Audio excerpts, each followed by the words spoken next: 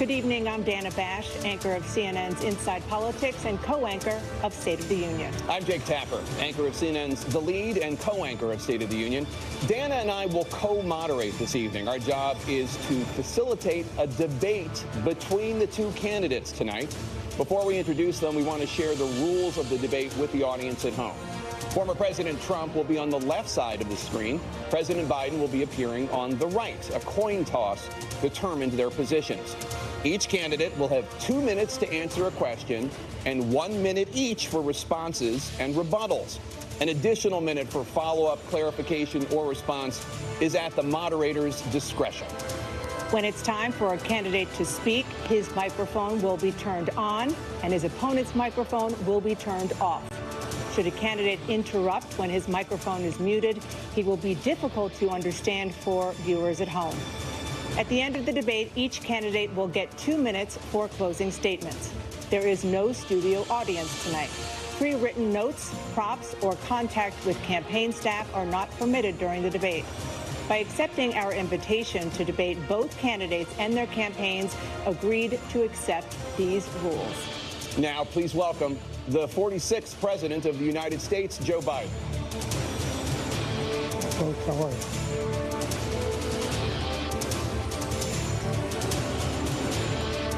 Great to be here. Thank you. And please welcome the 45th President of the United States, Donald Trump.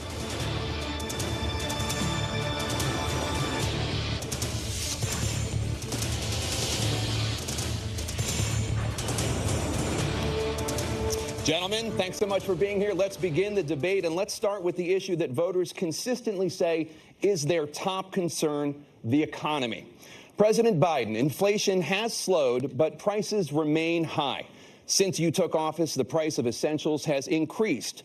For example, a basket of groceries that cost $100 then now costs more than $120.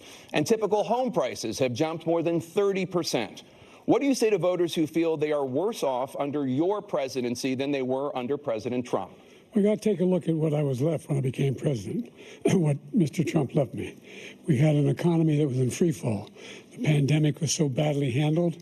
Many people were dying. All he said was, it's not that serious. Just inject a little bleach into your arm. You'll be all right. The economy collapsed. There were no jobs. Unemployment rate rose to 15%. It was terrible. And so what we had to do is try to put things back together again. And that's exactly what we began to do. We created 15,000 new jobs. We brought out the position where we have 800,000 new manufacturing jobs. But there's more to be done. There's more to be done. Working class people are still in trouble. I come from Scranton, Pennsylvania. I come of a household where the kitchen table, if the things weren't able to be met during the month, it was a problem. Price of eggs, the price of gas, the price of housing, the price of a whole range of things. That's why I'm working so hard to make sure I deal with those problems. And we're going to make sure that we reduce the price of housing. We're going to make sure we build 2 million new units. We're going to make sure we cap rents so corporate greed can't take over. The combination, what I was left with in corporate greed, is the reason why we're in this problem right now. In addition to that, we're in a situation where if you take a look at all that was done in his administration, he didn't do much at all. By the time he left, things were in chaos. Literally chaos.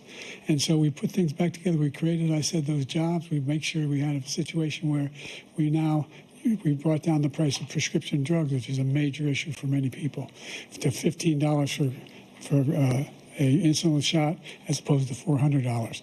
No senior has to pay more than $200 for any drug, all the drugs they can include beginning next year. And the situation is and we're going to make that available to everybody, to all Americans. So we're working to bring down the price around the kitchen table, and that's what we're going to get done. Thank you. President Trump? We have the greatest economy in the history of our country. We have never done so well. Everybody was amazed by it. Other countries were copying us. We got hit with COVID. And when we did, we spent the money necessary so we wouldn't end up in a Great Depression, the likes of which we had in 1929. By the time we finished, so we did a great job. We got a lot of credit for the economy, a lot of credit for the military, and no wars and so many other things. Everything was rocking good. But the thing we never got the credit for, and we should have, is getting us out of that COVID mess. He created mandates that was a disaster for our country. But other than that, we had given them back a a country where the stock market actually was higher than pre-COVID, and nobody thought that was even possible. The only jobs he created are for illegal immigrants and bounce-back jobs, a bounce back from the COVID. He has not done a good job. He's done a poor job, and inflation's killing our country. It is absolutely killing us. Thank you. President Biden? Well, look, the greatest economy in the world. He's the only one who thinks that, I think. I don't know anybody else who thinks he's the greatest economy in the world. And, you know, the fact of the matter is that we found ourselves in a situation where his economy, he rewarded the wealthy. He had the largest tax cut in American history, $2 trillion. He raised a deficit larger than any president has in any one term. He's the only president other than Herbert Hoover who's lost more jobs than he had when he began, since Herbert Hoover. The idea that he did something that was significant. And the military, you know, when he was president, they were still killing people in Afghanistan. He didn't do anything about that. When he was president, we were still finding ourselves in a position where you had a notion that we were this safe country.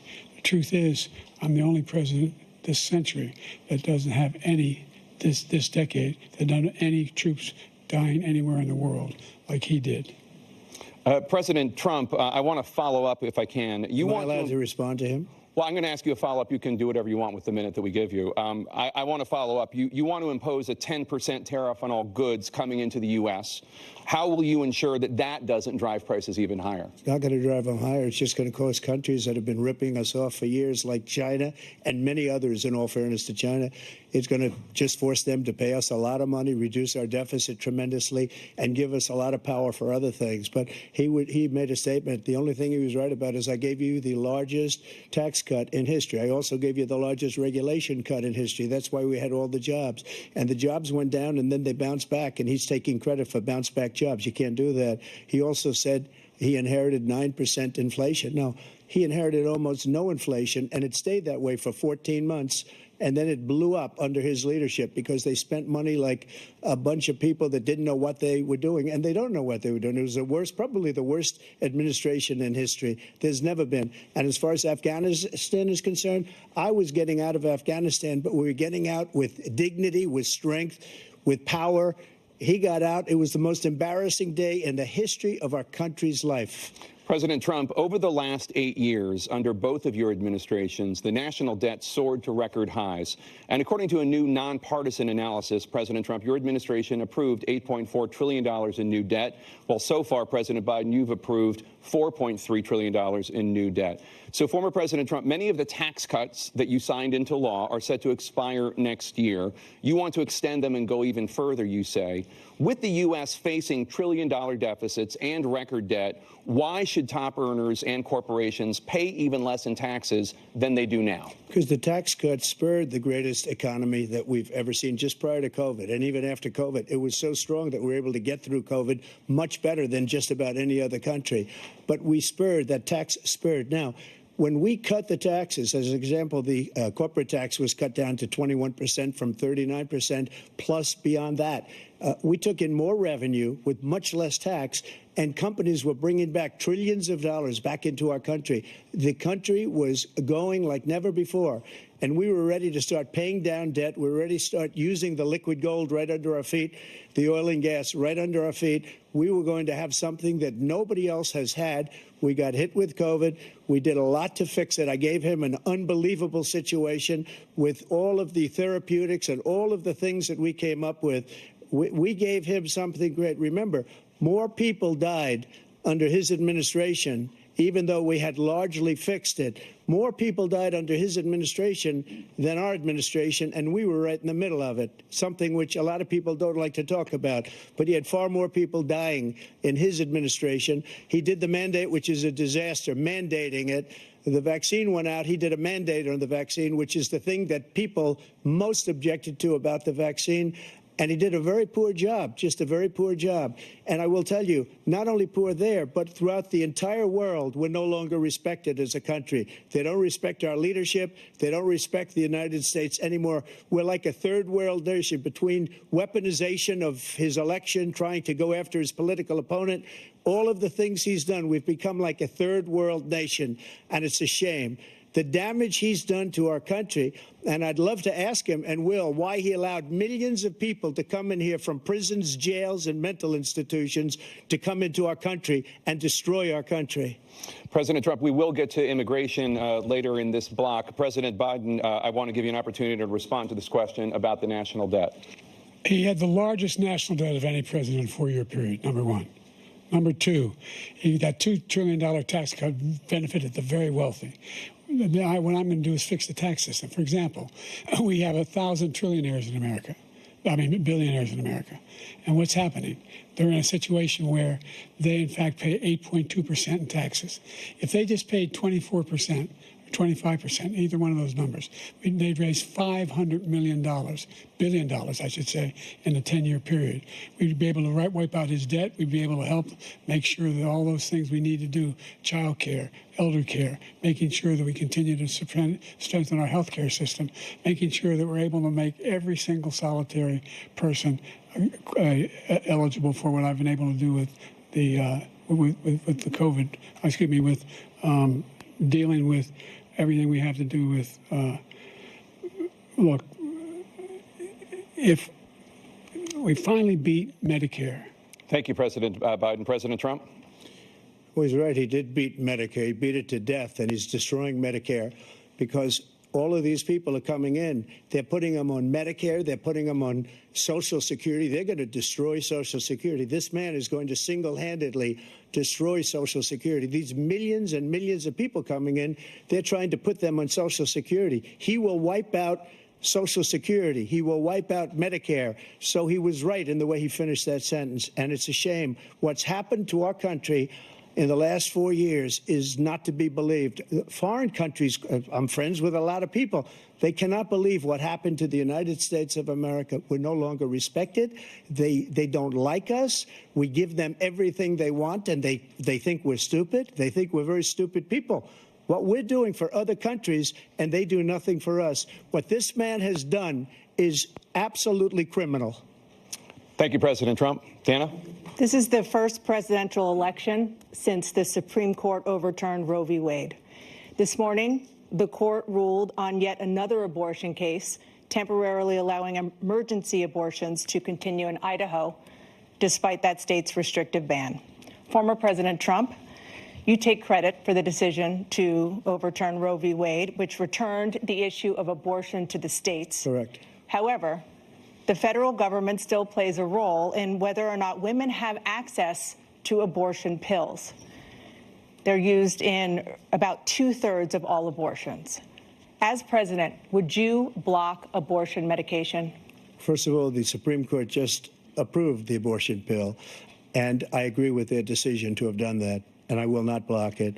And if you look at this whole question that you're asking, complex but not really complex. 51 years ago, you had Roe v. Wade, and everybody wanted to get it back to the states. Everybody, without exception. Democrats, Republicans, liberals, conservatives, everybody wanted it back. Religious leaders.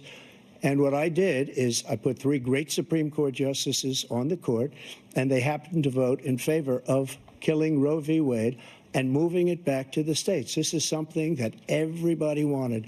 Now, 10 years ago or so, they started talking about how many weeks and how many this, getting into other things. But every legal scholar throughout the world, the most respected, wanted it brought back to the states. I did that. Now the states are working it out. If you look at Ohio, it was a decision that was an end result that was a little bit more liberal than you would have thought. Kansas, I would say the same thing.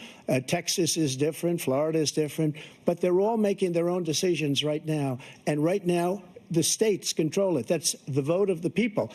Like Ronald Reagan, I believe in the exceptions. I am a person that believes. And frankly, I think it's important to believe in the exceptions. Some people, you have to follow your heart. Some people don't believe in that. But I believe in the exceptions for rape, incest, and the life of the mother. I think it's very important. Some people don't. Follow your heart. But you have to get elected also, and because that has to do with other things. You got to get elected. The problem they have is they're radical because they will take the life of a child in the 8th month, the 9th month, and even after birth. After birth, if you look at the former governor of Virginia, he was willing to do this. He said, we'll put the baby aside and we'll determine what we do with the baby, meaning we'll kill the baby. What happened is we brought it back to the states, and the country is now coming together on this issue. It's been a great thing. Thank you. President Biden? It's been a terrible thing, what you've done. The fact is that the vast majority of constitutional scholars supported Roe when it was decided, supported Roe. And that's this idea that they're all against it is just ridiculous. And this is the guy who says the states should be able to have it. We're in a state where in 6 weeks, you don't even know whether you're pregnant or not, but you cannot see a doctor, and have him decide on what your circumstances are, whether you need help. The idea that states are able to do this is a little like saying we're going to turn civil rights back to the states, let each state have a different rule. Look, there's so many young women who have been, including a young woman who just was murdered, and he went to the funeral. The idea that she was murdered by an immigrant coming in. They talk about that, but here's the deal: there's a lot of young women are being raped by their in-laws, by their spouses, brothers and sisters, it's just ridiculous, and they can do nothing about it. And they try to arrest them when they cross state lines. Thank you.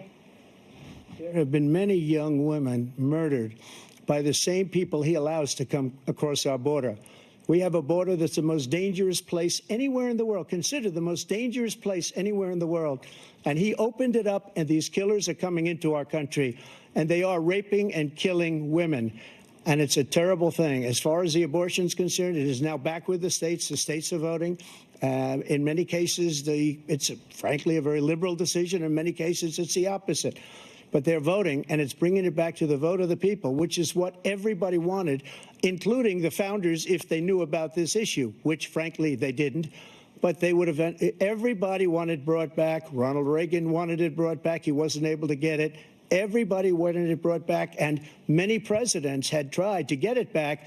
I was the one to do it. And again, this gives it the vote of the people, and that's where they wanted it. Every legal scholar wanted it that way.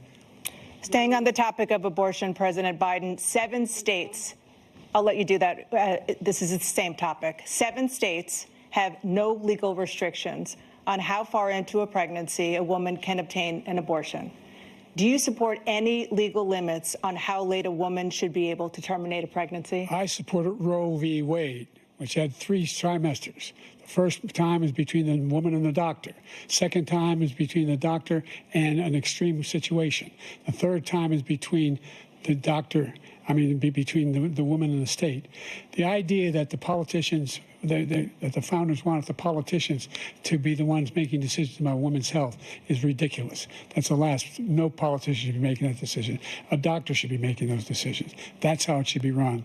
That's what you're going to do. And if I'm elected, I'm going to restore Roe v. Wade. So that means he can take the life of the baby in the 9th month and even after birth, because some states, Democrat run, take it after birth. Again, the former governor of Virginia, put the baby down, then we decide what to do with it. So he's willing to, as we say, rip the baby out of the womb in the 9th month and kill the baby. Nobody wants that to happen, Democrat or Republican. Nobody wants it to happen. You're lying. That is simply not true. The Roe v. Wade does not provide for that. That's not the circumstance. Only if a woman's life is in danger, she's going to die. That's the only circumstance in which that can happen. But we are not for late-term abortion, period. Period, period. Under Roe v. Wade, you have late-term abortion. You can do whatever you want, depending on the state. You can do whatever you want. We don't think that's a good thing. We think it's a radical thing. We think the Democrats are the radicals, not the Republicans. For 51 years, that was the law. 51 years, constitutional scholarship said it was the right way to go. 51 years, and it was taken away because this guy put very conservative members on the Supreme Court. He takes credit for taking it away. What's he going to do? What's he going to do, in fact, if the MAGA Republicans, he gets elected, and the MAGA Republicans control the Congress, and they pass a universal ban on abortion, period, across the board at 6 weeks or 7 or 8 or 10 weeks, something very, very conservative. Is he going to sign that bill? I'll veto it. He'll sign it. Thank you. Let's turn now to the issue of immigration and border security. President Biden, a record number of migrants have illegally crossed the southern border on your watch. Overwhelming border states and overburdening cities such as New York and Chicago, and in some cases causing real safety and security concerns. Given that, why should voters trust you to solve this crisis? Because we worked very hard to get a bipartisan agreement that not only changed all of that, made sure that we are in a situation where you had no circumstance where they could come across the border with the number of border police there are now. We significantly increased the number of asylum officers. Significantly, by the way, the Border Patrol endorsed my position. In addition to that, we found ourselves in a situation where, when he was president, he was separating babies from their mothers, putting them in cages, making sure the families were separated. That's not the right way to go. What I've done since I've changed the law, what's happened? I've changed it in a way that now you're in a situation where there are 40% fewer people coming across the border illegally. That's better than when he left office. And I'm going to continue to move until we get the total ban on the total initiative relative to what we can do with more Border Patrol and more asylum officers. President Trump? I really don't know what he said at the end of that sentence. I don't think he knows what he said either. Look, we had the safest border in the history of our country. The border, all he had to do was leave it. All he had to do was leave it. He decided to open up our border, open up our country to people that are from prisons, people that are from mental institutions, insane asylum, terrorists. We have the largest number of terrorists coming into our country right now, all terrorists, all over the world, not just in South America, all over the world. They come from the Middle East, everywhere. All over the world, they're pouring in. And this guy just left it open. And he didn't need legislation because I didn't have legislation. I said, close the border. We had the safest border in history. In that final couple of months of my presidency, we had, according to Border Patrol, who is great, and by the way, who endorsed me for president, but I won't say that, but they endorsed me for president. Brandon, just speak to him. But look, we had the safest border in history. Now we have the worst border in history. There's never been anything like it. And people are dying all over the place, including the people that are coming up in caravans. Thank you, President Trump. President Biden? The only terrorist who's done anything crossing the border is one who came along and killed three, under his administration, killed an al-Qaeda person come in his administration, killed three American soldiers, killed 3 American soldiers. That's the only terrorist that's there. I'm not saying that no terrorist ever got through, but the idea they're emptying their prisons, we're welcoming these people, that's simply not true. There's no data to support what he said. Once again, he's exaggerating, he's lying. President Trump, staying on the topic of immigration, you've said that you're going to carry out, quote, the largest domestic deportation operation in American history, unquote. Does that mean that you will deport every undocumented immigrant in America, including those who have jobs, including those whose spouses are citizens, and including those who have lived here for decades? And if so, how will you do it? Just 1 second. He said we killed 3 people. The people we killed are al-Baghdadi and Soleimani, the 2 greatest terrorists, biggest terrorists anywhere in the world, and it had a huge impact on everything, not just border, on everything. He's the one that killed people with the bad water, including hundreds of thousands of people dying, and also killing our citizens when they come in. We are living right now in a rat's nest. They're killing our people in New York, in California, in every state in the union, because we don't have borders anymore. Every state is now a border. And because of his ridiculous, insane, and very stupid policies, people are coming in and they're killing our citizens at a level that we've never seen. We call it migrant crime. I call it Biden migrant crime.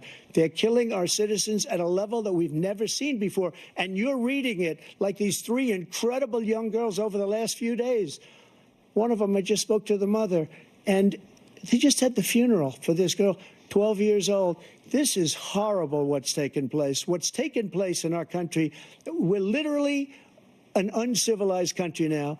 He doesn't want it to be. He just doesn't know. He opened the borders. Nobody's ever seen anything like. And we have to get a lot of these people out, or we have to get them out fast, because they're going to destroy our country. Just take a look at where they're living. They're living in luxury hotels in New York City and other places. Our veterans are on the street. They're dying because he doesn't care about our veterans. He doesn't care. He doesn't like the military at all, and he doesn't care about our veterans. Nobody been worse.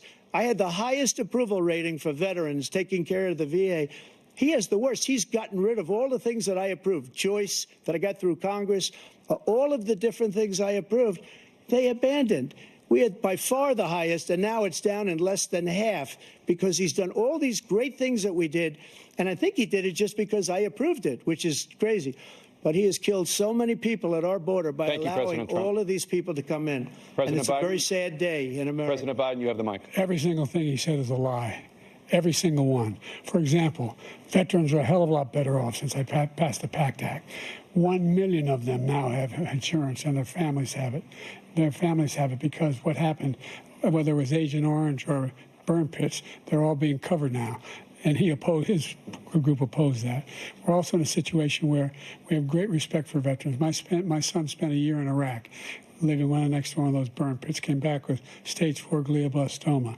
I was recently in France for D-Day, and I spoke all about those heroes that died. I went to the World War I cemetery he refused to go to. He was standing with his 4-star general, and he told me, he said, I don't want to go in there because they're a bunch of losers and suckers. My son was not a loser, was not a sucker. You're the sucker. You're the loser. President Trump? First of all, that was a made-up quote, suckers and losers. They made it up. It was in a third-rate magazine that's failing, like many of these magazines. He made that up. He put it in commercials. We've notified him. We had 19 people that said I didn't say it. And think of this. Who would say I'm at a cemetery or I'm talking about our veterans? Because nobody's taken better care. I'm so glad this came up, and he brought it up. There's nobody that's taken better care of our soldiers than I have. To think that I would, in front of generals and others, say suckers and losers. We have 19 people that said it was never said by me. It was made up by him, just like Russia was made up, just like the 51 intelligence agents are made up, just like the new thing with the 16 economists are talking. It's the same thing. 51 intelligence agents said that the laptop was Russia disinformation. It wasn't. That came from his son, Hunter. It wasn't Russia disinformation. He made up the suckers and losers, so he should apologize to me right now. 4-star general standing to your side who was on your staff who said you said it, period. That's number one. And number two, the idea that I have to apologize to you for anything along the line. We've done more for veterans than any president has in American history. And they now are in their family. The only sacred obligation we have as a country is to care for our veterans when they come home and their families and equip them when they go to war. That's what we're doing. That's what the VA is doing now. They're doing more for veterans than ever before in our history. All right, thank you so much. Let's move to the topic of foreign policy. I want to begin with Russia's war against Ukraine, which is now in its 3rd year. Former President Trump, Russian President Vladimir Putin says he'll only end this war if Russia keeps the Ukrainian territory it has already claimed and Ukraine abandons its bid to join NATO. Are Putin's terms acceptable to you? First of all, our veterans and our soldiers can't stand this guy. They can't stand him. They think he's the worst commander-in-chief, if that's what you call him, that we've ever had. They can't stand him. So let's get that straight. And they like me more than just about any of them. And that's based on every single bit of information. As far as Russia and Ukraine, if we had a real president, the president that knew, that was respected by Putin, he would have never invaded Ukraine. A lot of people are dead right now, much more than people know. You know, they talk about numbers. You can double those numbers, maybe triple those numbers. He did nothing to stop it. In fact, I think he encouraged Russia from going in. I'll tell you what happened. He was so bad with Afghanistan. It was such a horrible embarrassment, most embarrassing moment in the history of our country, that when Putin watched that and he saw the incompetence, that he should have fired those generals, like I fired the one that you mentioned. And so he's got no love lost. But he should have fired those generals. No general got fired for the most embarrassing moment in the history of our country, Afghanistan, where we left billions of dollars of equipment behind. We lost 13 beautiful soldiers, and 38 soldiers were obliterated. And by the way, we left people behind, too. We left American citizens behind. When Putin saw that, he said, you know what? I think we're going to go in and maybe take this was his dream. I talked to him about it, his dream. The difference is he never would have invaded Ukraine, never. Just like Israel would have never been invaded in a million years by Hamas. You know why? Because Iran was broke with me. I wouldn't let anybody do business with them. They ran out of money. They were broke. They had no money for Hamas. They had no money for anything, no money for terror. That's why you had no terror at all during my administration. This place, the whole world is blowing up under him. President Biden? I've never heard so much malarkey in my whole life. Look, the fact of the matter is that we're in a situation where, let's take the last point first. Iran attacked American troops, cause brain damage for a number of these troops, and he did nothing about it. Recently, not when he was president, they attacked. He said they're just having headaches. That's all it is. He didn't do a thing when the attack took place, number one. Number two, we got over 100,000 Americans and others out of Afghanistan during that airlift. Number three, we found ourselves in a situation where if you take a look at what Trump did in Ukraine, this guy told Trump, do whatever you want and do whatever you want. And that's exactly what Trump did to Putin, encourage him, do whatever you want. And he went in. And listen to what he said when he went in. He was going to take Kyiv in 5 days, remember? Because it's part of the old Soviet Union. That's what he wanted to reestablish. Kyiv, and he in fact didn't do it at all. He wasn't able to get it done, and they've lost thousands and thousands of troops, 500,000 troops. President Trump, I never said that. For 1 minute, I just want to go back to my original question, which is, are Putin's terms acceptable to you? Keeping the territory in Ukraine? No, they're not acceptable. But look, this is a war that never should have started. If we had a leader in this war, he led everybody along. He's given $200 billion now or more to Ukraine. He's given $200 billion. That's a lot of money. I don't think there's ever been anything like it. Every time that Zelensky comes to this country, he walks away with $60 billion. He's the greatest salesman ever. And I'm not knocking him. I'm not knocking anything. I'm only saying the money that we're spending on this war, and we shouldn't be spending, it should have never happened. I will have that war settled between Putin and Zelensky as president-elect before I take office on January 20th. I'll have that war settled. People being killed so needlessly, so stupidly, and I will get it settled, and I'll get it settled fast before I take office. President Biden, you have a minute. The fact is that Putin is a war criminal. He's killed thousands and thousands of people. And he has made one thing clear. He wants to reestablish what was part of the Soviet Empire, not just a piece. He wants all of Ukraine. That's what he wants. And then do you think he'll stop there? Do you think he'll stop when if he takes Ukraine? What do you think happens to Poland? What do you think of Belarus? What do you think happens to those NATO countries? And so if you want a war, you ought to find out what he's going to do, because if in fact he does what he says and walks away, and by the way, all that money we give Ukraine are from weapons we make here in the United States. We give them the weapons, not the money at this point. And our NATO allies have produced as much funding for Ukraine as we have. That's why we're strong. Thank you. Moving on to the Middle East. In October, Hamas attacked Israel, killing more than 1,000 people and taking hundreds of hostages. Among those held and thought to still be alive are 5 Americans. Israel's response has killed thousands of Palestinians and created a humanitarian crisis in Gaza.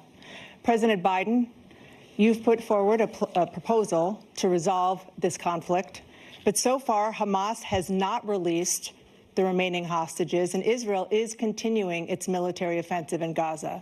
So what additional leverage will you use to get Hamas and Israel to end the war? You have 2 minutes. Number one, everyone from the United Nations Security Council straight through to the G7 to the Israelis and Netanyahu himself have endorsed the plan I put forward,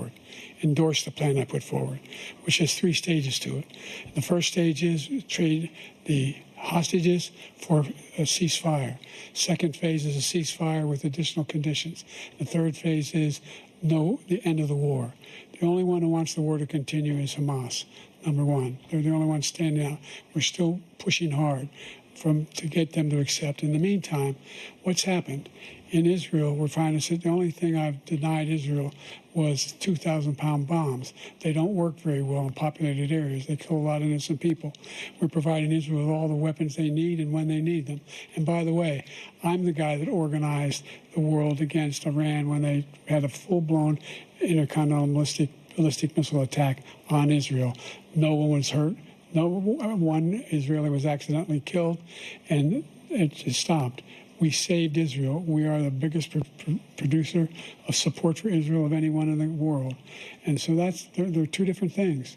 Hamas cannot We allow it to be continued. We continue to send our experts and our intelligence people as to how they can get Hamas like we did bin Laden. You don't have to do it. And by the way, they've been greatly weakened, Hamas, greatly weakened, and they should be. They should be eliminated.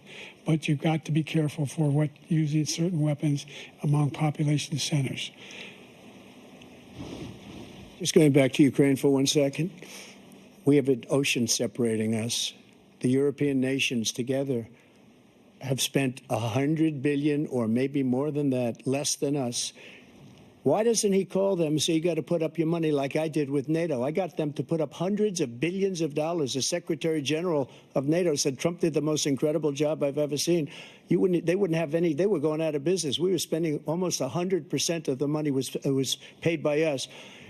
He didn't do that. He's getting all. You got to ask these people to put up the money. We're over $100 billion more spent, and it has a bigger impact on them because of location, because we have an ocean in between.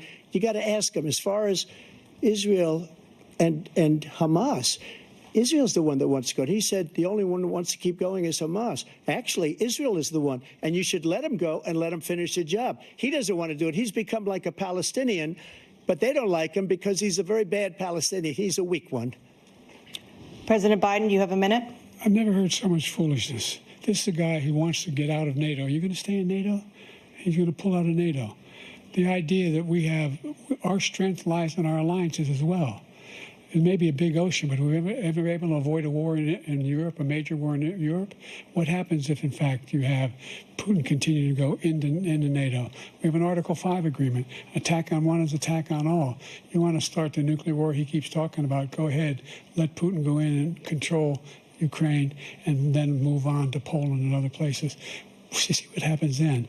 He has no idea what the hell he's talking about. And by the way, I got 50 other nations around the world to support Ukraine, including Japan and South Korea, because they understand that this kind of dislocation has a serious threat to the whole world peace. No major war in Europe has ever been able to be contained just to Europe. President Trump, just to follow up, would you support the creation of an independent Palestinian state in order to achieve peace in the region? I'd have to see. But before we do that, the problem we have is that we spend all the money. So they kill us on trade. I made great trade deals with the European nations because if you add them up, they're about the same size economically. Their economy is about the same size as the United States. And they were no cars, they don't want anything that we have. But we're supposed to take their cars, their food, their everything, their agriculture.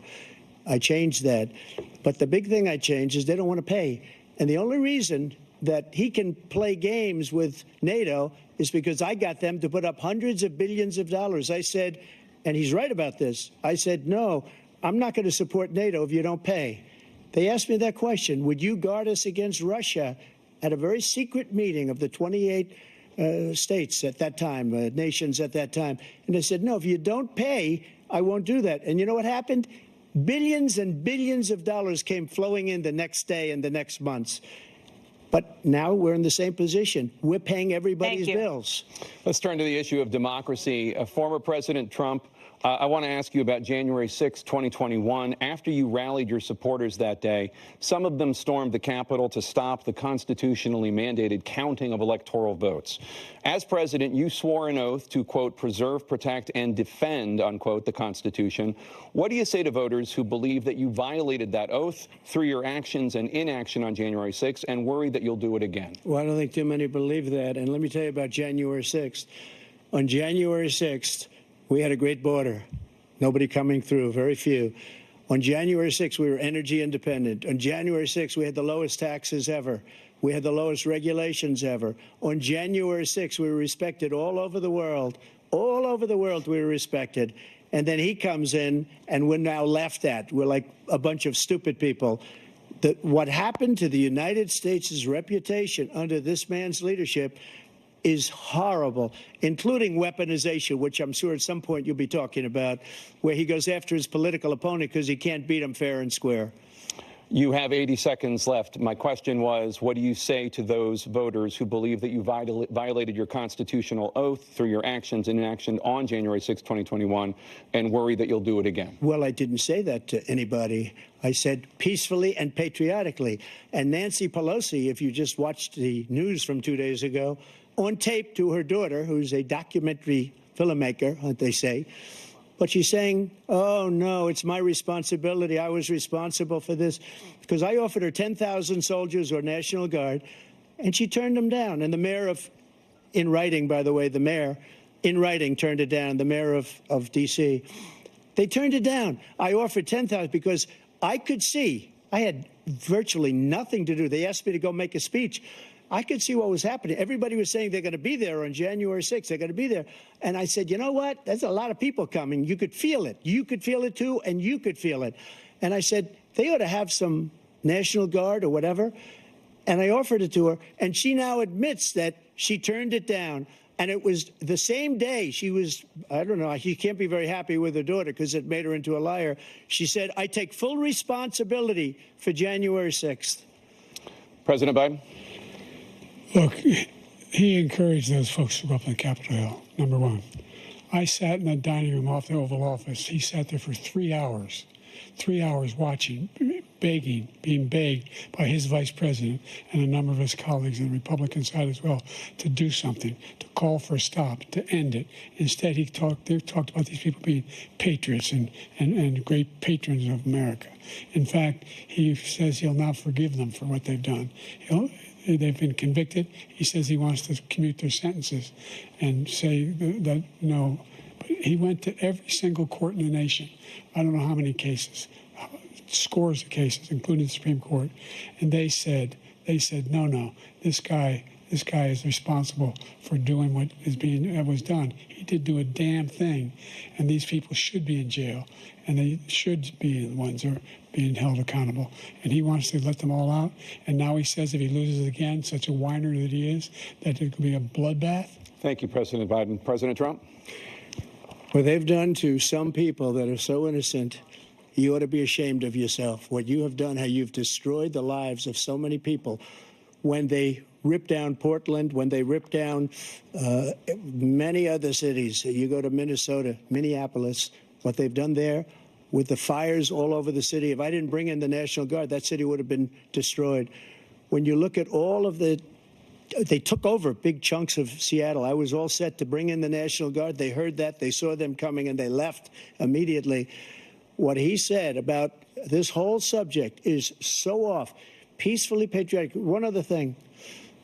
The Unselect Committee, which is basically two horrible Republicans that are all gone now, out of office, and Democrats, all Democrats, they destroyed and deleted all of the information they found because they found out we were right. We were right. And they deleted and destroyed all of the information. They should go to jail for that. If a Republican did that, they'd go to jail. Thank you, President Trump. President Biden, I want to give you a minute. The only person on this stage is a convicted felon is the man I'm looking at right now. And the fact of the matter is, what he's telling you is simply not true. The fact is that there was no effort on his part to stop what was going on up in Capitol Hill. And all those people, every one of those who were convicted, deserves to be convicted. The idea that they didn't kill somebody, just went in and broke down doors, broke the windows, occupied offices, turned over desks, turned them over statues. The idea that those people are patriots? Come on. When I asked him the first two debates we had, first time around, I said, will you denounce the Proud Boys? He said, no, I'll tell them to stand by. The idea he's refusing, will you denounce these guys? Will you denounce the people we're talking about now? Will you denounce the people who attacked that Capitol? What are you going to do? I'm going to give you a minute, President Trump, for a follow-up question I have. After a jury convicted you of 34 felonies last month, you said if reelected, you would, quote, have every right to go after, unquote, your political opponents. You just talked about members of the Select Committee on January 6th going to jail. Your main political opponent is standing on stage with you tonight. Can you clarify exactly what it means about you feeling you have every right to go after your political opponents? Well, I said my retribution is going to be success. We're going to make this country successful again, because right now it's a failing nation. my retribution is going to be a success. But when he talks about a convicted felon, his son is a convicted felon at a very high level. His son is convicted, going to be convicted probably numerous other times. Should have been convicted before, but his Justice Department let the statute of limitations lapse on the most important things. But he could be a convicted felon as soon as he gets out of office. Joe could be a convicted felon with all of the things that he's done. He's done horrible things. All of the death caused at the border, telling the Ukrainian people that we're going to want $1 billion or you change the prosecutor.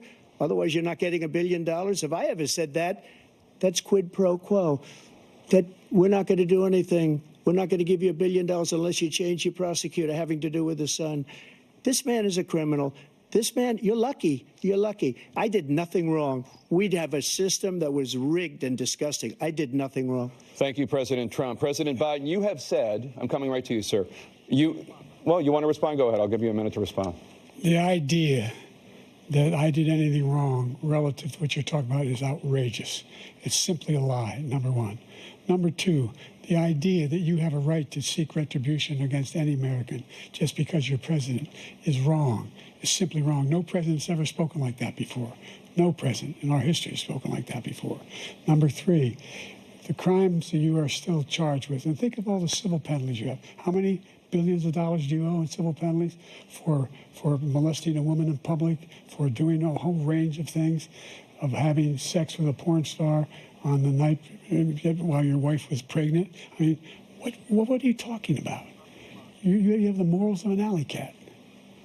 Give you a minute, sir. I didn't have sex with a porn star, number one. Number two, that was a case that was started and moved. They moved a high-ranking official, a DOJ, into the Manhattan DA's office to start that case. That case is going to be appealed and won. We had a very terrible judge, a horrible judge, Democrat. The prosecutor were all high-ranking Democrats, appointed people, and both the civil and the criminal. He basically went after his political opponent because he thought it was going to damage me. But when the public found out about these cases, because they understand it better than he does, he has no idea what these cases are. But when they found out about these cases, you know what they did? My poll numbers went up, way up. You know that because you're reporting it.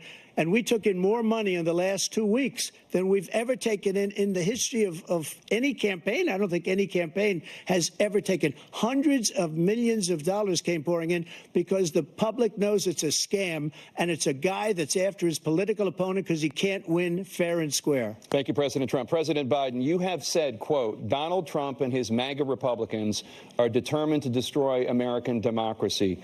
Do you believe that the tens of millions of Americans who are likely to vote for President Trump will be voting against American democracy? The more they know about what he's done, yes. The more they know about what he's done. And there's a lot more coming. He's got a lot of cases down the road coming around. He's got a whole range of issues he has to face. I don't know what the juries will do, but I do know he has a real problem. And so the fact that, could you ever think you heard any president say that I'm going to seek retribution? Do you ever hear any president say that I thought Hitler had some good ideas? What got me involved to run in the first place after my son had died, I decided in Iraq, because of Iraq, I said I wasn't going to run again until I saw what happened in Charlottesville, Virginia. People coming out of the woods carrying swastikas on torches, and singing the same anti-Semitic bile they sang when back in Germany. And the young woman got killed. I spoke to the mother, and they asked him. They said, "What do you think of those people? The ones who got killed, the one who tried to stop it, and the ones," he said, "I think they're fine people on both sides." What American president would ever say Nazis coming out of fields carrying torches, singing the same anti-Semitic bile, carrying swastikas were fine people? And this is a guy who says Hitler's done some good things. I'd like to know what they are. The good things Hitler's done, that's what he said. This guy has no sense of American democracy. President Trump. Jake, both of you know that story has been totally wiped out because when you see the sentence, it said 100% exoneration on this. So he just keeps it going. He says he ran because of Charlottesville. He didn't run because of Charlottesville. He ran because it was his last chance. He's not equipped to be president. You know it, and I know it. It's ridiculous. We have a debate. We're trying to justify his presidency. His presidency, he's without question the worst president, the worst presidency in the history of our country. We shouldn't be having a debate about it. There's nothing to debate. He made up the Charlottesville story, and you'll see it's debunked all over the place. Every reasonable anchor has debunked it. And just the other day, it came out where it was fully debunked. It's a nonsense story. He knows that, and he didn't run because of Charlottesville. He used that as an excuse to run. President Biden? And debunked. It happened. All you have to do is listen to what was said at the time. And the idea that somehow that's the only reason I ran because I was worried a guy like this guy could get elected. If he thought they were good people coming out of that forest, carrying those woods, carrying those torches, then he didn't deserve to be president. Didn't deserve to be president at all. And the idea that he's talking about all this being fabricated, we saw with our own eyes. We saw what happened on January 6th. We saw the people breaking through the windows. We saw people occupying his own vice president. Look, there's a reason why 40 of his 44 top cabinet officers refused to endorse him this time. His vice president hasn't endorsed him this time. So why? Why? They know him well. They serve with him. Why are they not endorsing him? Thank you, President Biden. We're going to be right back with more from the CNN presidential debate.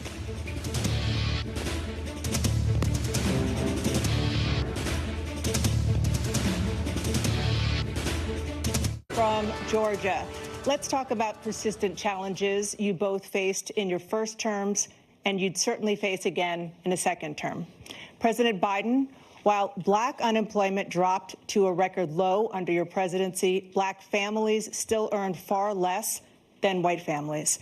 Black mothers are still 3 times more likely to die from pregnancy-related causes, and black Americans are imprisoned at 5 times the rate of white Americans. What do you say to black voters who are disappointed that you haven't made more progress? They acknowledge they made a lot of progress, number one.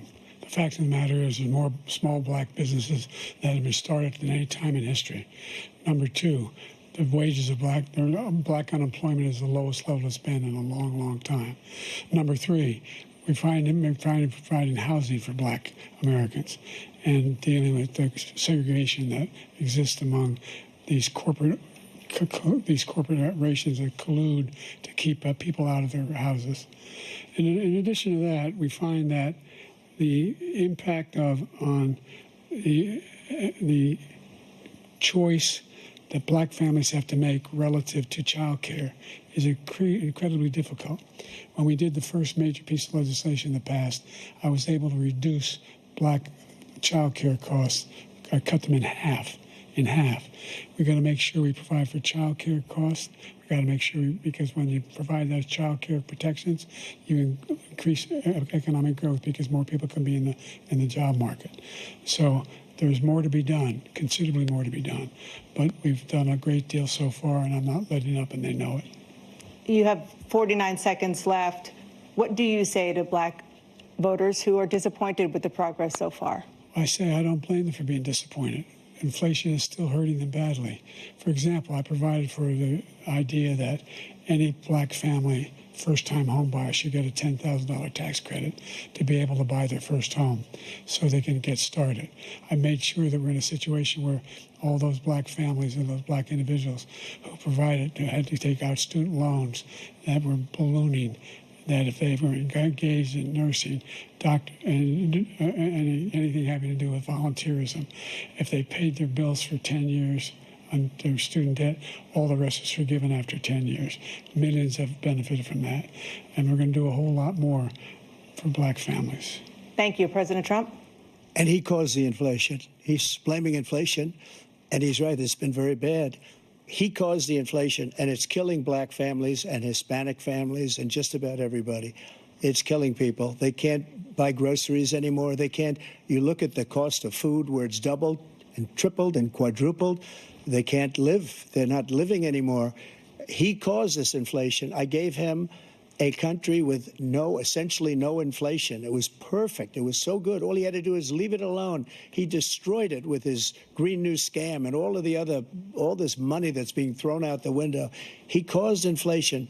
As sure as you're sitting there, the fact is that his big kill on the black people is the millions of people that he's allowed to come in through the border. They're taking black jobs now, and it could be 18, it could be 19, and even 20 million people. They're taking black jobs, and they're taking Hispanic jobs, and you haven't seen it yet, but you're going to see something that's going to be the worst in our history. Thank you. President Biden?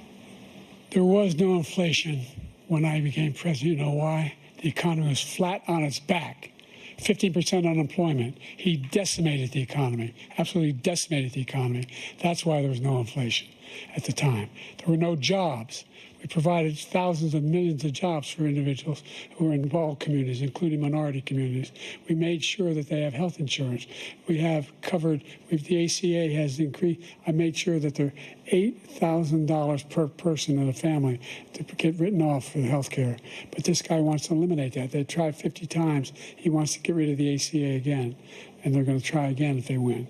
You find ourselves in a position where the idea that we're not doing any, we put more police on the street than any administration has. He wants to cut the cops. We're providing for equity and making sure people have a shot to make it.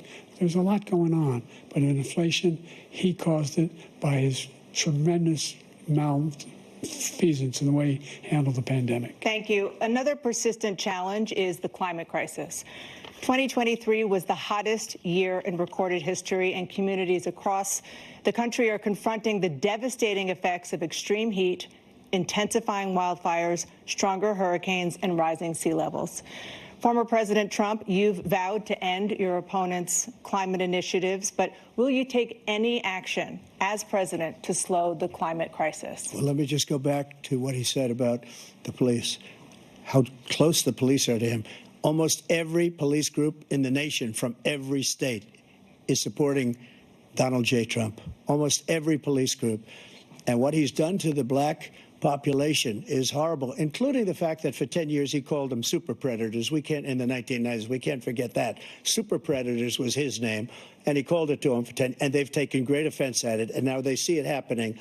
But when they see what I did for criminal justice reform and for the historically black colleges and universities, where I funded them and got them all funded, and the opportunity zones with Tim, as you know, Tim Scott was incredible. He did a great job, great senator from South Carolina. He came to me with the idea, and it was a great idea. It's one of the most successful economic development acts ever in the country, opportunity zones. And the biggest beneficiary are blacks. And that's why we have the best numbers with them in maybe ever. They're saying ever. I read this morning where ever, the best numbers. He's lost much of the black population because he's done a horrible job for black people. He's also done a horrible job for Hispanics. But wait till you see these millions of people pouring into our country, and they're going to take the jobs. And it's already started, and you haven't seen anything yet. It's a disaster. 38 seconds left. President Trump, will you take any action as president to slow the climate crisis? So I want absolutely immaculate clean water, and I want absolutely clean air, and we had it. We had H2O. We had the best numbers ever, and we were using all forms of energy, all forms, everything. And yet, during my 4 years, I had the best environmental numbers ever. And my top environmental people gave me that statistic just before I walked on the stage, actually. I don't know where the hell he's been. The idea that anything he said is true. I've passed the most extensive climate change legislation in history. We find ourselves, and by the way, black colleges, I came up with $15 billion for HBCUs, historic black universities and colleges, because they don't have the kind of contributors that they have to build these laboratories and the like. Any black student is capable in college of doing any white student can do. They just don't have the money, but now they'll be able to get those jobs in high tech. We're in a situation where the idea that he is claiming to have done something that had the cleanest water, he hadn't done a damn thing for the environment. He pulled out of the Paris Peace Accord, Climate Accord. I immediately joined it because if we reach 1.5 degrees Celsius at any one point, there's no way back. The only existential threat to humanity is climate change, and he didn't do a damn thing about it. He must undo all that I've done. The Paris Accord was going to cost us $1 trillion, and China nothing, and Russia nothing, and India nothing. It was a ripoff of the United States. And I ended it because I didn't want to waste that money because they treat us horribly. We were the only ones. It was costing us money. Nobody else was paying into it. And it was a disaster. But everything that he said just now, I'll give you an example. I heard him say before insulin. I'm the one that got the insulin down for the seniors. I took care of the seniors. What he's doing is destroying all of our medical programs because the migrants coming in, they want everybody. And look, I have the biggest heart on the stage. I guarantee you that. And I want to take care of people. But we're destroying our country. They're taking over our schools, our hospitals, and they're going to be taking over Social Security. He is destroying Social Security, Medicare, and Medicaid. Where this guy comes from. The idea is that we, in fact, we were the only ones of consequence who were not members of the Paris Accord. How can we do anything if we're not able to? The United States can't get its pollution under control. One of the largest polluters in the world, number one. We're making significant progress. By 2035, we will have cut pollution in half. We have made significant progress, and we're continuing to make progress. We set up a climate corps for thousands of young people who learn how to deal with climate, just like the Peace Corps. And we're moving in directions that are going to significantly change the elements of cause of pollution. But the idea that he claims that he has the biggest heart up here and he's really concerned about pollution and about climate, I've not seen any indication of that. And by the way, with regard to prescription drugs, one company agreed that they would reduce the price to $35, which I was calling for, one, voluntarily. I made sure every company in the world, every pharmaceutical company, cannot have to pay. Thank you. And by the way, so every day, millions of Americans struggle just to make ends meet. For many older Americans, Social Security provides a critical lifeline. President Biden, if nothing is done to Social Security, seniors will see their benefits cut in just over 10 years. Will you name tonight one specific step that you're willing to take to keep Social Security solvent? yes, make the very wealthy begin to pay their fair share. Right now, everybody making under $170,000 pays 6% of their income, of their paycheck, every single time they get a paycheck from the time of the first one they get when they're 18 years old. The idea that they're going to, I'm proposing that everybody, the millionaires pay 1%. 1%. So no one I would not raise the cost of Social Security for anybody under $400,000. After that, I began to make the wealthy begin to pay their fair share by increasing from 1% beyond to be able to guarantee the program for life. So you still have 82 seconds left. Are there any other measures that you think that would be able to help keep Social Security solvent, or is that one enough? Well, no, that one enough will keep it solvent. But the biggest thing I'll do if we defeat this man, because he wants to get rid of Social Security. He thinks there's plenty to cut in Social Security. He's wanting to cut Social Security and Medicare both times. And and if you look at the program put forward by the House Republican caucus that I believe supports, is in fact want to cut it as well. The idea that we don't need to protect our seniors is ridiculous. And by the way, the American public has greater health care coverage today than ever before. And on the ACA, as I said, you're in a circumstance where 400,000 people, 40 million people would not have insurance because they have a pre-existing condition. Only thing that allows them to have that insurance is the fact that they, in fact, are part of the ACA.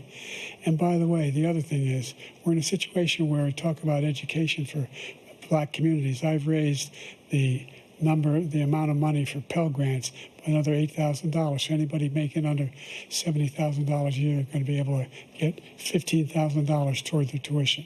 He just doesn't know what he's talking about. Thank you, President Biden. President Trump. So I've dealt with politicians all my life. I've been on this side of the equation for the last 8 years. I've never seen anybody lie like this guy. He lies. I've never seen it. He could look you in the face. About so many other things, too.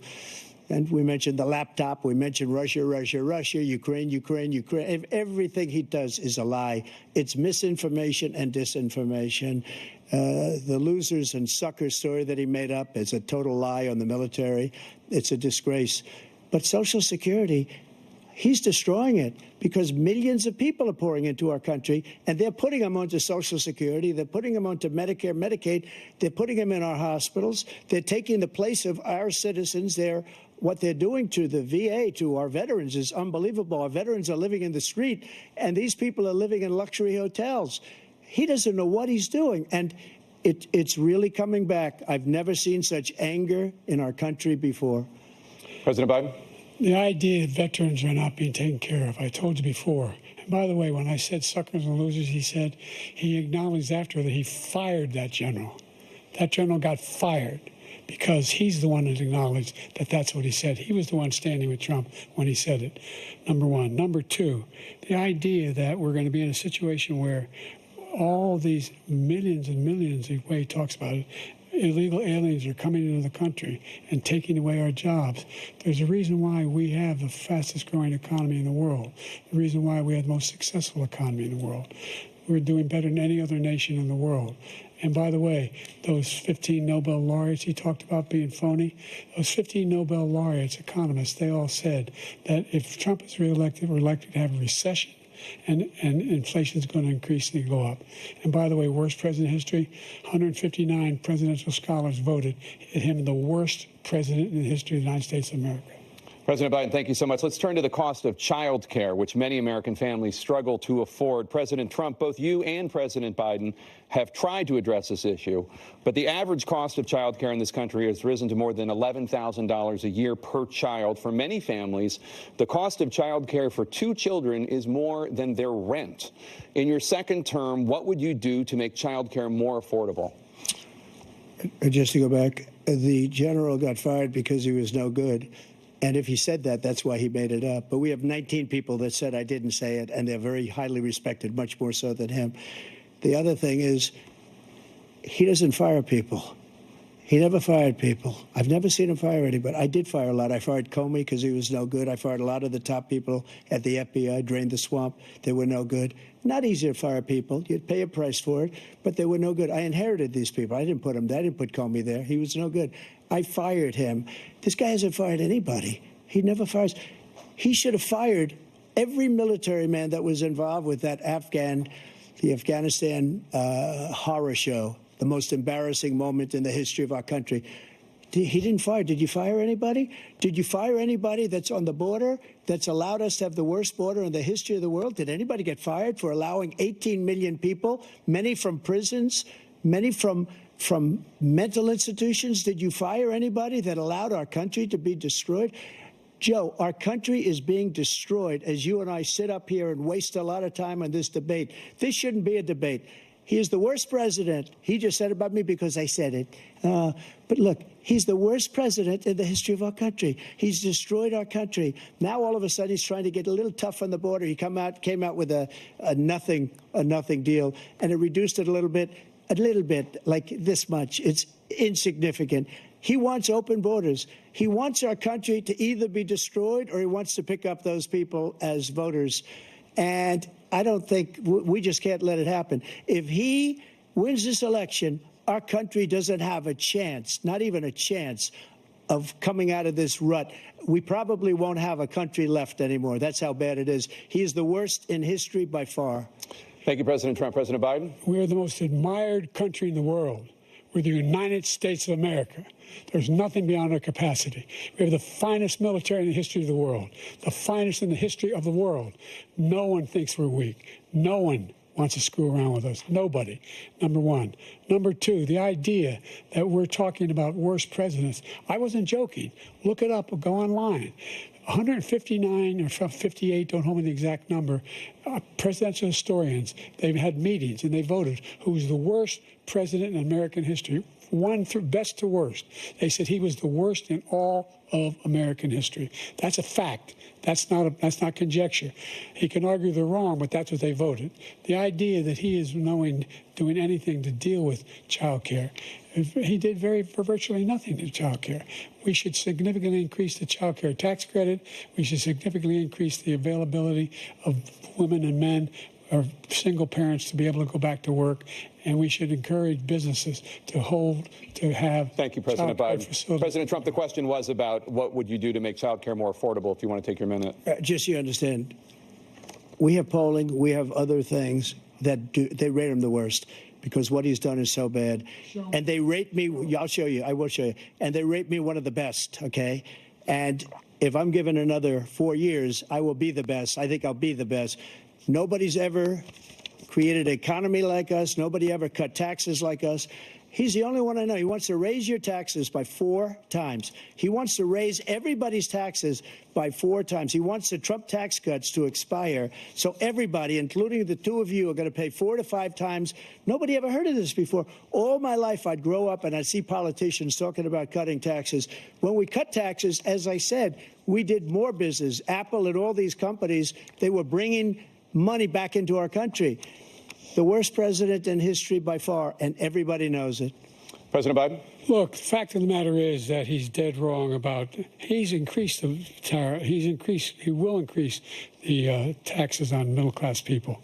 I said I'd never raise a tax on anybody making less than $400,000. I didn't.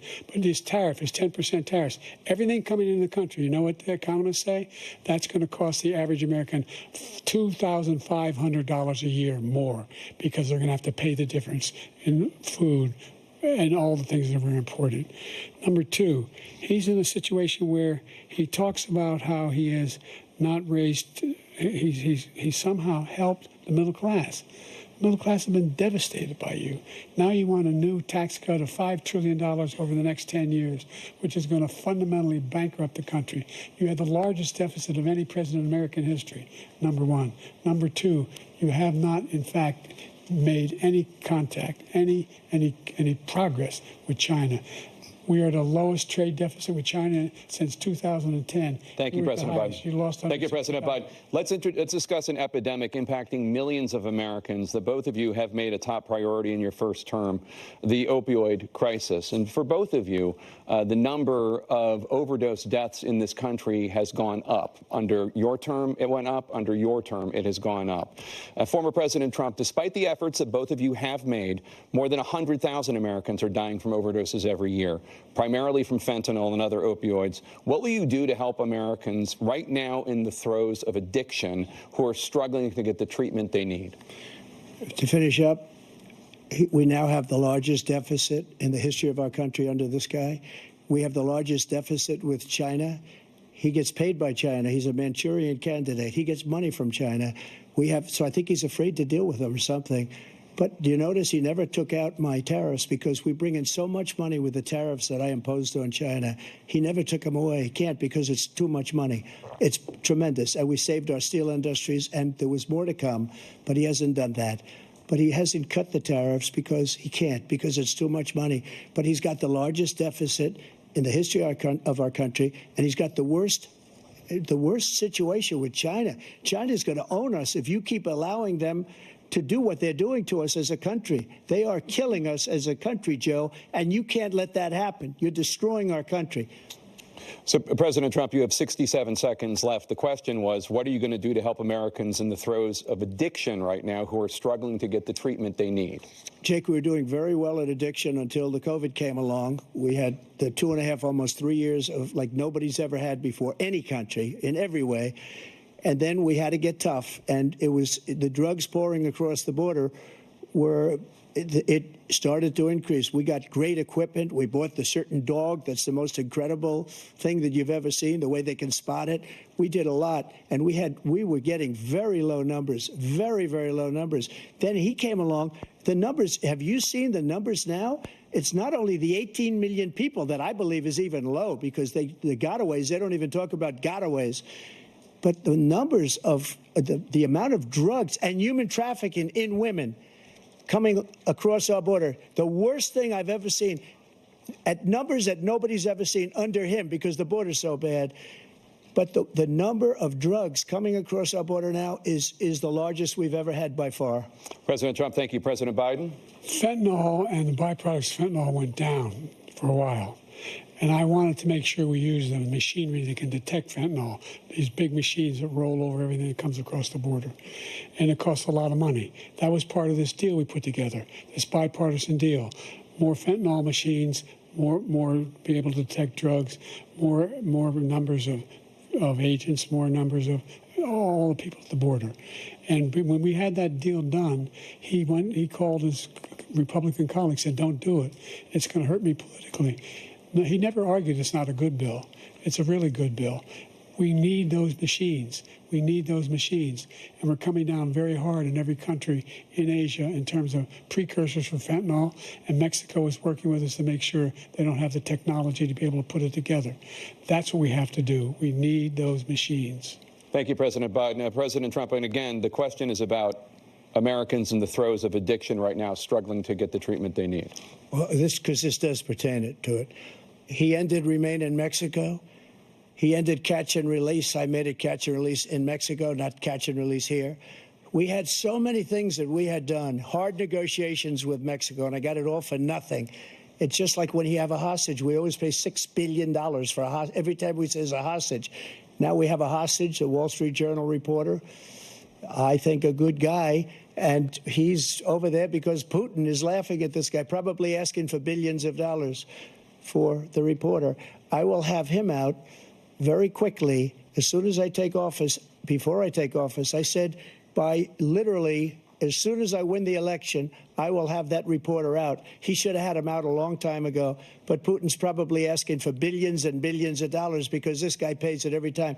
We had 2 cases where he paid $6 billion for 5 people. I got 58 people out, and I paid essentially nothing. Thank you, President Trump. Dana? Let's turn to concerns that voters have about each of you.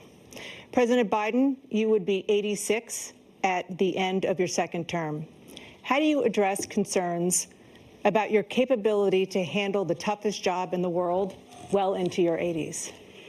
Well, first of all, I spent half my career being criticized being the youngest person in politics. I was the second youngest person ever elected to the United States Senate, and now I'm the oldest. This guy's 3 years younger and a lot less competent. I think that just look at the record. Look at what I've done. Look how I've turned around the horrible situation he left me. As I said, 15 million new jobs, 800,000 manufacturing jobs, more investment in America, over billions of dollars in private investment in enterprises that we are growing. By the way, we brought off a lot of people. The whole idea of computer chips. We used to have 40% of the market. We invented those chips, and we lost it because he was sending people to find the cheapest jobs overseas and to bring home a product. So I went to South Korea. I convinced Samsung to invest billions of dollars here in the United States.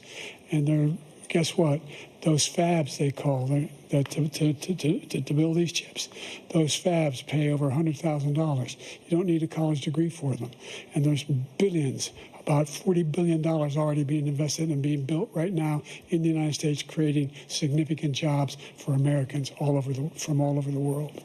President Biden, you have 40 seconds left. Would you like to add anything? Yeah, I would. The idea that somehow we are this failing country.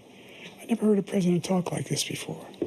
We're the envy of the world. Name me a single major country president who wouldn't trade places with the United States of America for all our problems and all our opportunities. We're the most progressive country in the world in getting things done. We're the strongest country in the world.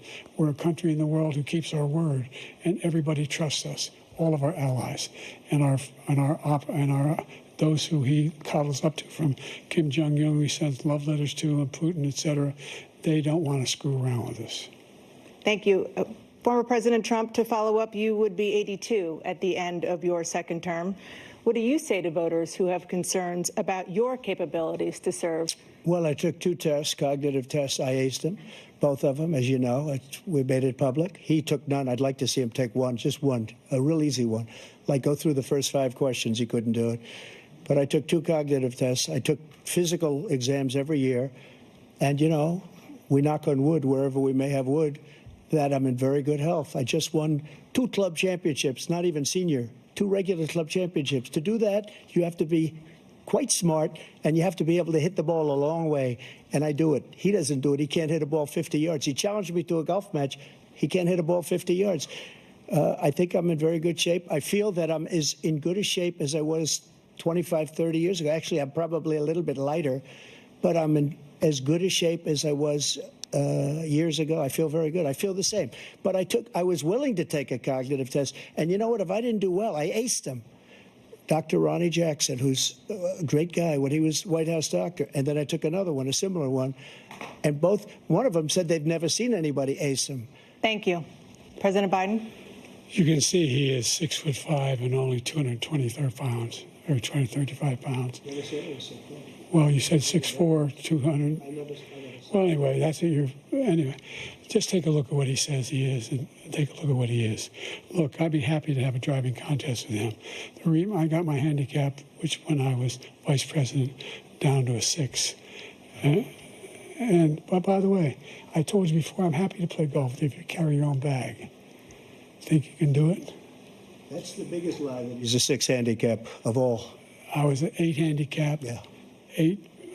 Never. But I have, you know how many? I've seen you swing. I know you swing. Okay, let's not act like children. President Trump, we're going to turn Let's not act like children. You are to a a child. specific concern that voters have about you.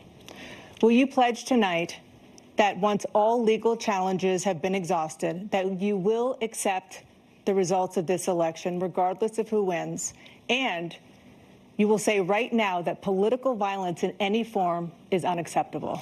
Well, I shouldn't have to say that, but of course I believe that. It's totally unacceptable. And if you would see my statements that I made on Twitter at the time, and also my statement that I made in the Rose Garden, you would say it's one of the strongest statements you've ever seen. In addition to the speech I made in front of, I believe, the largest crowd I've ever spoken to, and I will tell you, nobody ever talks about that. They talk about a relatively small number of people that went to the Capitol, and in many cases were ushered in by the police. And as Nancy Pelosi said, it was her responsibility, not mine. She said that loud and clear. But the answer is, if the election is fair, free, and I want that more than anybody. And I'll tell you something. I wish he was a great president, because I wouldn't be here right now. I'd be at one of my many places enjoying myself. I wouldn't be under indictment because I wouldn't have been his political opponent, because he indicted me because I was his opponent. I wish he was a great president. I would rather have that. I wouldn't be here. I don't mind being here. But the only reason I'm here is he's so bad as a president that I'm going to make America great again. We're going to make America great again. We're a failing nation right now. We're a seriously failing nation. And we're a failing nation because of him. His policies are so bad. His military policies are insane. They're insane. These are wars that will never end with him. He will drive us into World War III, and we're closer to World War III than anybody can imagine. We are very, very close to World War III, and he's driving us there. And Kim Jong-un and President Xi of China, Kim Jong-un of North Korea, all of these, Putin, they don't respect him. They don't fear him. They have nothing going with this gentleman, and he's going to drive us into World War III. You want a World War III, let him follow and win, and let Putin say, do what you want, NATO. Just do what you want. There's a thing called Article 5. An attack on one is an attack on all, and required response. The idea, I can't think of a single major leader in the world who wouldn't trade places with the job I've done and what they've done. Because we are a powerful nation. We have wonderful people. It's because of the people, not me. It's because of the American people. They're capable of anything, and they step up when they're needed. And right now, we're needed. We're needed to protect the world because our own safety is at stake. And again, you want to have a war, just let Putin go ahead and take Kyiv, make sure they move on, see what happens in Poland, Hungary, and other places along that border. Then you have a war. President Trump, as I come back to you for a follow-up, the question was, will you accept the results of this election, regardless of who wins? Just to finish what he said, if I might, Russia, they took a lot of land from Bush. They took a lot of land from Obama and Biden. They took no land, nothing from Trump, nothing. He knew not to do it. He's not going to play games with me. He knew that. I got along with him very well, but he knew not to play games. He took nothing from me. But now he's going to take the whole thing from this man right here. That's a war that should have never started. It would have never started, ever, with me. and he's going to take Ukraine. And, you know, you asked me a question before, would you do this? He's got us in such a bad position right now with Ukraine and Russia, because Ukraine's not winning that war. He said, I will never settle until such time. They're running out of people. They're running out of soldiers. They've lost so many people. It's so sad. They've lost so many people, and they've lost those gorgeous cities with the golden domes that are 1,000 years old, all because of him and stupid decisions. Russia would have never attacked if I were President Trump, president. the question was, will you accept the results of the election, regardless of who wins? Yes or no, please.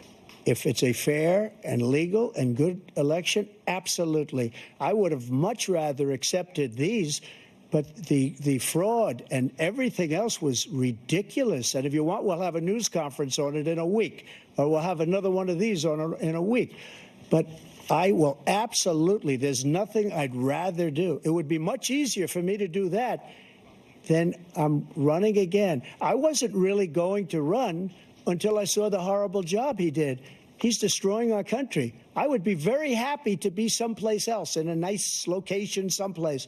And again, no indictments, no political opponent stuff, because it's the only way he thinks he can win. But unfortunately, it's driven up my numbers and driven them up to a very high level because the people understand it. Well, let's see what your numbers are when this election is over. Let's see. You're a whiner. When you lost the first time, you continued, you appealed and appealed to courts all across the country. Not one single court in America said any of your claims had any merit, state or local, none. But you continue to provoke this lie about somehow there's all this misrepresentation, all this stealing. There is no evidence of that at all. And I tell you what, I doubt whether you'll accept it because you're such a whiner. The idea, if you lose again, you accepting anything, you can't stand the loss. Something snapped in you when you lost the last time. We'll be right back with more from the CNN presidential debate, live from Georgia. Candidates to deliver their closing statements as predetermined by a coin toss. We're going to begin with you, President Biden. You have 2 minutes. We've made significant progress from the debacle that was left by President Trump in his last term. We find ourselves in a situation where, number one, we have to make sure that we have a fair tax system. I ask anyone out there in the audience or anyone out watching this debate, do you think the tax system is fair? The fact is that I said nobody even making under $400,000 had a single penny increase in their taxes and will not. And if I'm reelected, that'll be the case again. But this guy has increased your taxes because of the deficit, number one. He's increased inflation because of the debacle he left after the way he handled the pandemic. And he finds himself in a position where he now wants to tax you more by putting a 10% tariff on everything that comes into the United States of America. What I did, when, for example, he wants to get rid of the ability of Medicare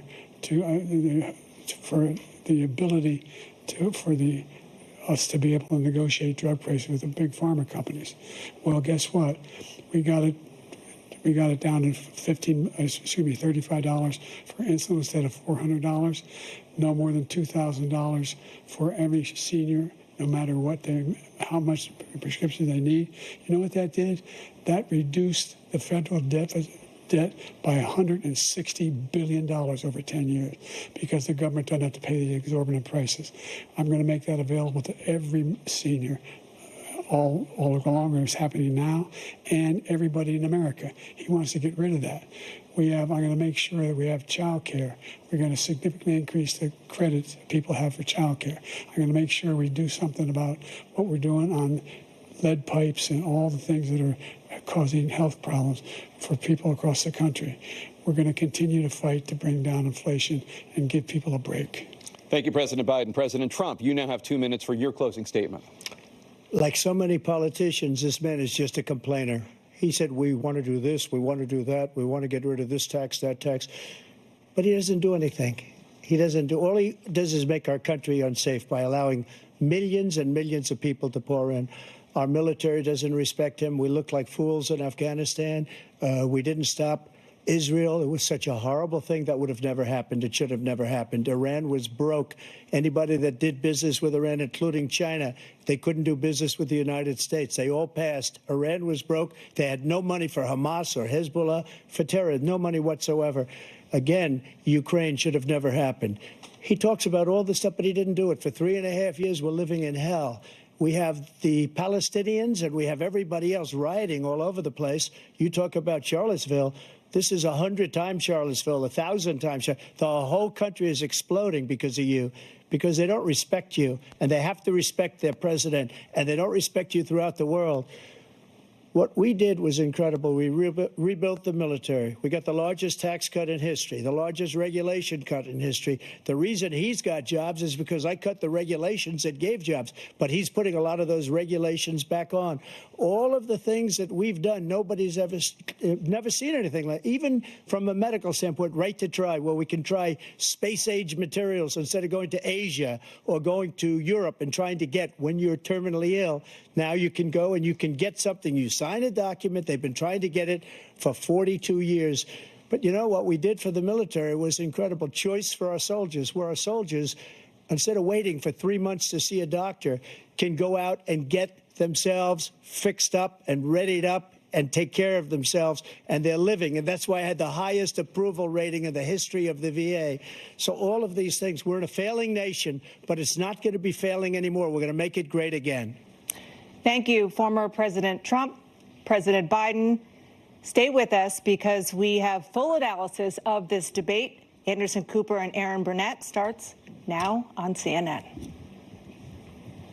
Thanks for watching. Stay updated about breaking news and top stories on the NBC News app or follow us on social media.